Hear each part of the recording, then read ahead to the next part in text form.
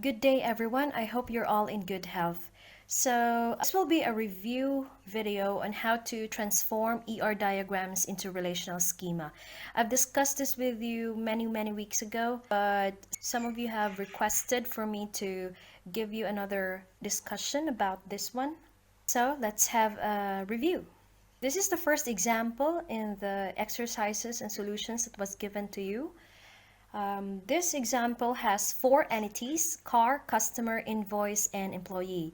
These entities are involved in relationships. There are 4 relationships also shown in this diagram. Then each entity have different attributes. Some attributes are composite like this one. Some attributes are multivalued. So those have implications when transforming into relational schemas. All right, so let's begin. Let's start with the car entity. Okay, let's begin with the attributes first, and then we'll move to the relationships where car is involved. Okay, let me pull my Word document. Okay, here.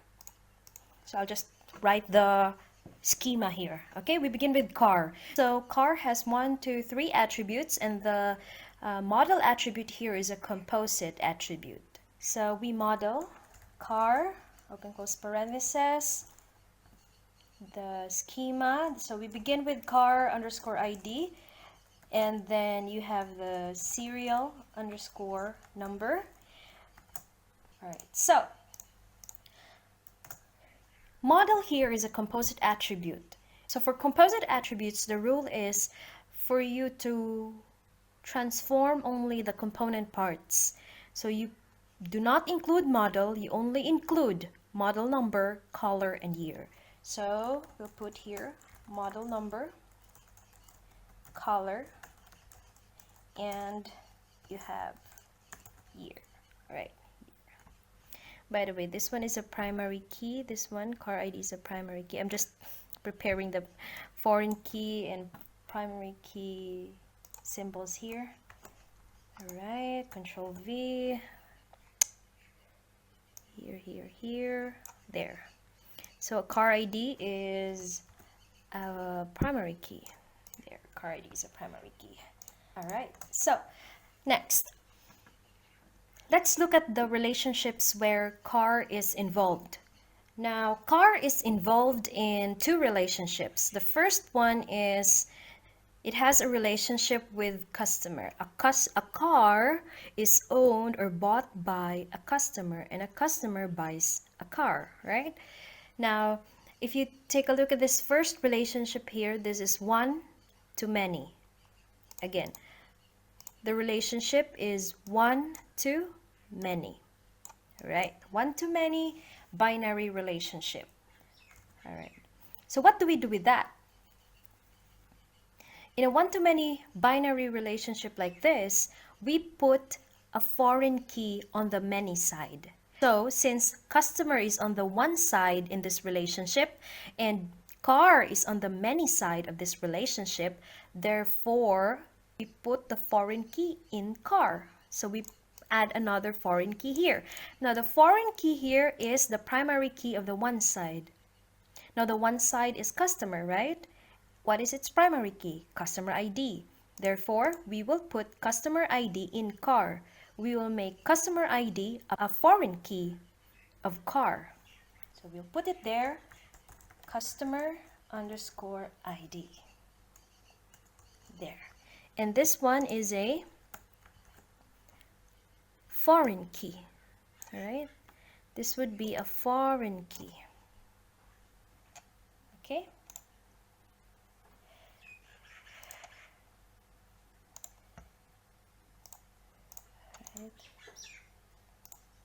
Ignore all. So that would be a foreign key. Now we're done with this relationship. Okay, this one, we're done with this relationship. Now let's proceed with this relationship. Now car here is involved also with another relationship with employee. So the cardinality of the relationship is one to many. Again, it's one to many. Now, which one is on the many side? Employee or car? Which one is on the many side?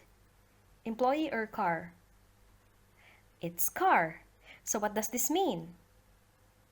It means that car here will have another foreign key.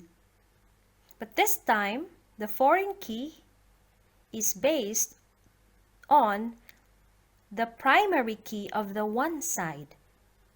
Now, the primary key of the one side is emp ID. Therefore, we put emp ID as a foreign key in car. All right? So we'll add another one here. Okay? And that would be employee ID. All right.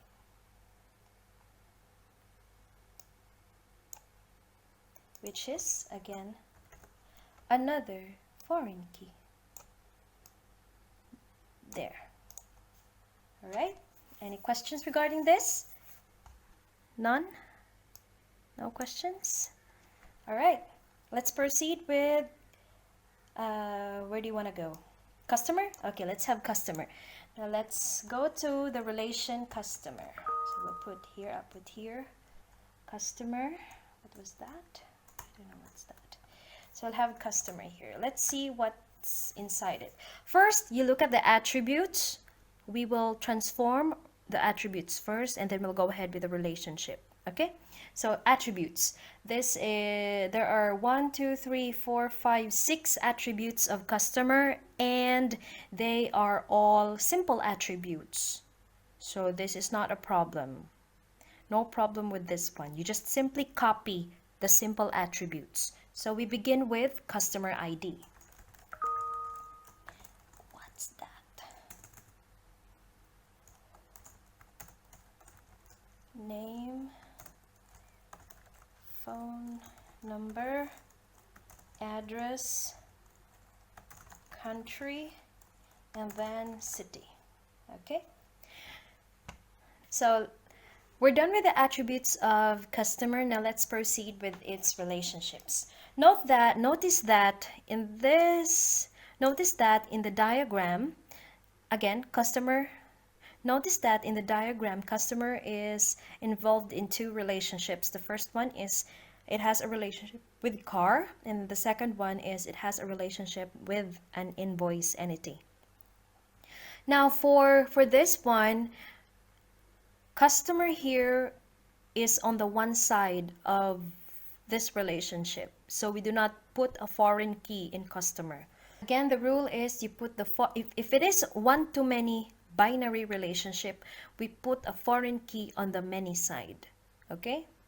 And then the foreign key is based on the primary key of the one side. Now since customer is on the one side of this relationship, there is no foreign key for the customer relation if we consider this relationship. Now let's proceed with the next relationship. This is a relationship between customer and an invoice. So a customer has many invoices. So it is a one-to-many relationship. But then again, in this relationship, customer is on the one side. Therefore, we do not put a foreign key in customer. We just leave it as is. Okay?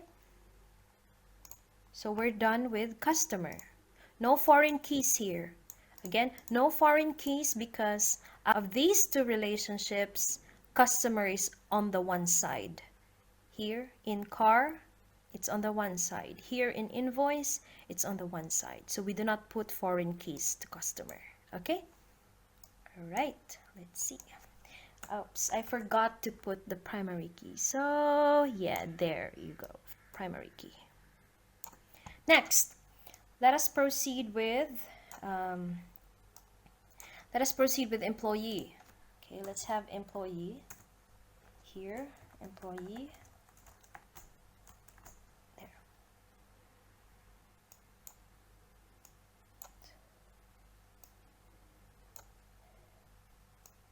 let's go to the next one. We have employee entity. Now let's transform the attributes first and then the relationships. So employee ID has 1, 2, 3, 4 attributes, and one attribute is a multivalued attribute. And then when we transform multivalued attributes, there is a rule to that one. Okay? Well, let's begin with the simple attributes first. You have emp ID as the primary key. You have name, and then you have address. All right, you have address here. Address. Let's see. But we do not put qualification here because qualification is a multivalued attribute. And based on the rule, if an attribute is a multivalued attribute, then we will have to create a new relation. Create a new relation and then link that relation to the base entity. Okay, so this is the base entity or the base relation, which is employee. Okay, so we'll create another relation.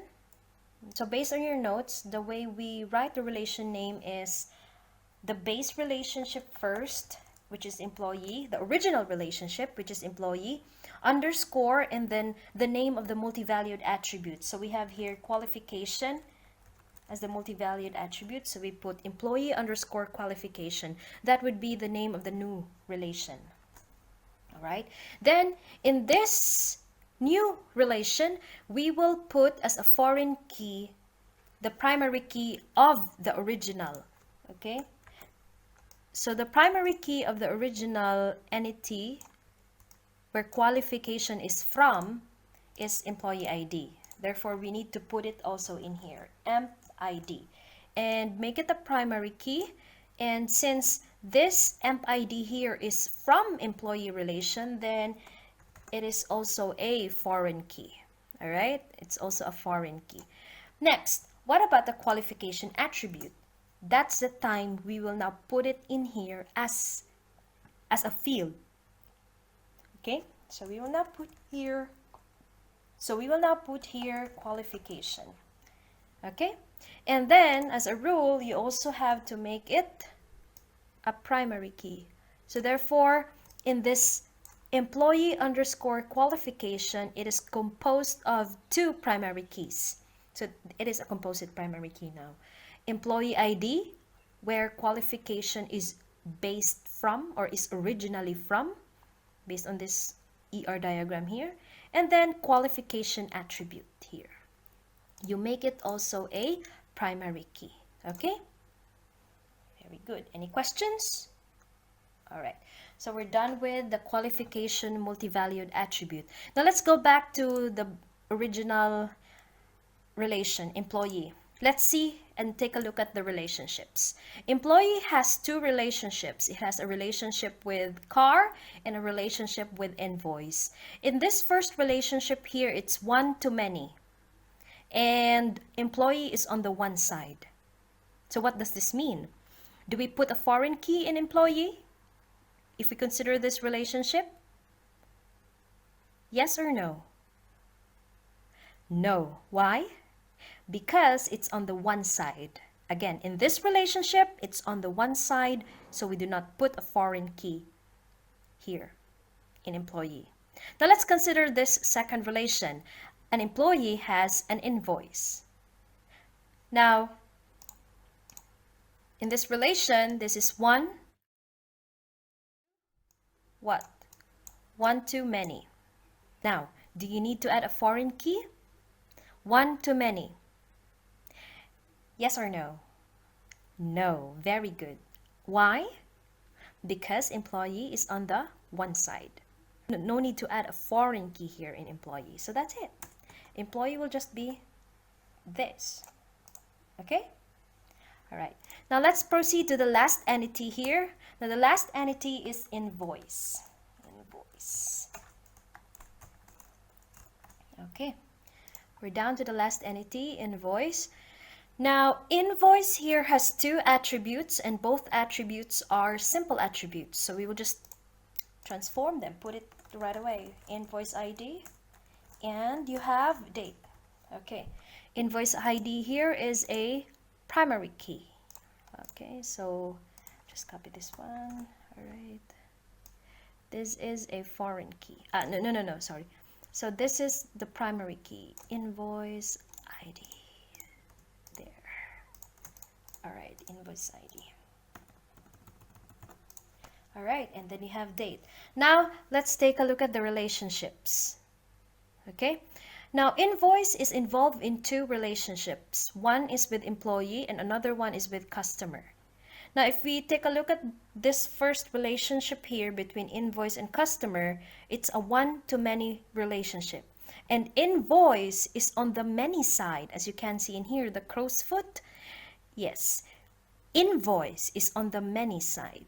So this means that invoice will have a foreign key. And the foreign key here now is the primary key of customer, of the one side. What is the primary key of customer? It's customer ID. So you put it there, customer ID. And this one would be a foreign key. Here, you have here a foreign key. All right. That is for the relationship between customer and invoice. Now let's take a look at this relationship between invoice and employee. Again, one to many. Invoice is on the many side. Thus, what does this mean? Invoice will have another foreign key attribute. And that would be the primary key of the one side, which is emp ID. So you have your emp ID. Okay, and just transfer this one here. Yeah, there. Now let's take a look at the relational schema. Okay, so for car here, car is the entity. This is the entity. This is the primary key, car underscore ID, serial number, a simple attribute. And then since model is a composite attribute, therefore we do not put model. Instead, we put the component parts, which is model number here, color there, and you have year. And now, since car is on the many side of two relationships, notice it's one to many, it's on the many side in this relationship. Therefore, car here will have a foreign key, and the foreign key is customer ID, the primary key of the one side in this relationship. Now, for this relationship between employee and car, it's on the many side as well. So we put another foreign key, add another foreign key in car, and this time it would be emp ID, the primary key of the one side. Okay, so it's emp ID now. Now, for customer, here, customer, its primary key is customer ID, or the identifier here is customer ID. We have here name, phone number, address, country, and then city. And then we do not put foreign keys because in this relationship, it's on the one side. No need to put a foreign key. Also, in this relationship, it's on the one side. So no foreign keys added. All right. Now for employee, here for employee, you have emp ID, employee ID as the primary key, name, address, but qualification is a multivalued attribute. So for multivalued attributes, we will have to create or make a new relation. So the new relation is employee underscore qualification.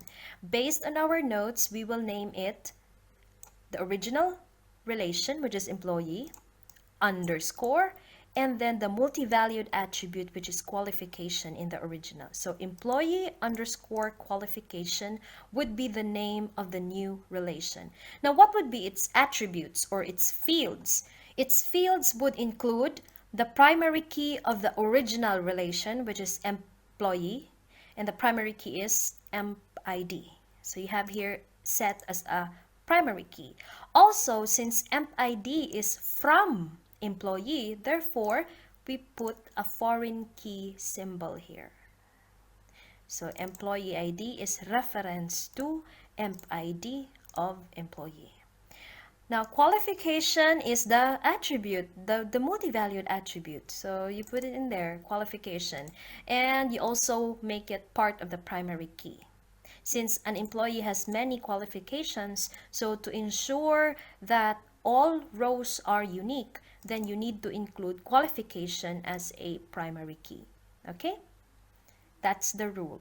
All right, so for employee here, employee is involved in two relations. One, two, in the cell relation between car and in this relation between invoice. Now notice that it is one to many. So it's on the one side, therefore we do not put a foreign key in employee. And in this relationship, it's also on the one side, so no foreign keys added. Just that. Okay? Let's now go to invoice entity. Invoice here. Let me just put it there. Okay, so for invoice, it has two attributes, and the attributes are invoice ID, the primary key, and then you have date. Okay, so simple attributes. Now it is involved in two relationships, in a one-to-many relationship. And in these two relationships, notice that it's on the many side. In the many side. So since this is on the many side in this binary relationships, then we put a foreign key. So if we consider this relationship between customer, you have customer ID as the foreign key, so that we could link invoice with a certain customer. And then employee ID here is a foreign key because it's on the many side of this relationship. Employee has an invoice. Okay, so that's it for this first example of transforming ER diagrams to relational schemas. Thank you.